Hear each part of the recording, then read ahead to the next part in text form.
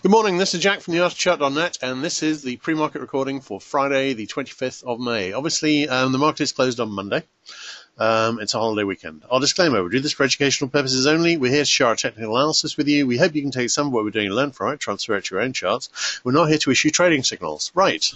What are we looking at on the after these last few days of slightly odd action? Well, I think we're looking at the best fit here is an ascending triangle. On ES, and it's a fairly good fit. And if so, I wouldn't be expecting these don't break up all of the time. These break up about 67% of the time. Call it 70%.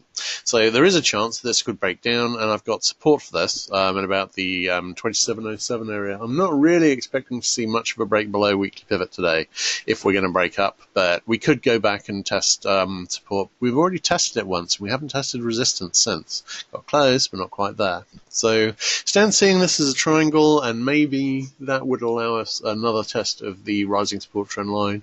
But I think the best fit is an ascending triangle, which is more of a wedge, really, I think. But anyway, if this breaks up, this has got a target in the 2760 to 70 area, and that's a pretty good match with what we're looking at. We obviously have strong gap resistance above. If we're going to get through that, a holiday weekend would be a good time. We tend to get fairly bullish tape. We shall see how that goes. All right, so bullish lean, testing weekly pivot at the moment, leaning towards that holding. If not, I've got trendline support in the 2707/8 area. NQ. NQ, this formed a pretty decent looking bull flag channel, and that bull flag channel has broken up. I'm expecting it to make the minimum target of the retest of the all-time high. And sooner rather than later. We've reached the possible near-miss target on the 120-minute buy signal. I'm not taking a lot of notice of that at the moment, but I think the case for a test of the all-time high from here is compelling.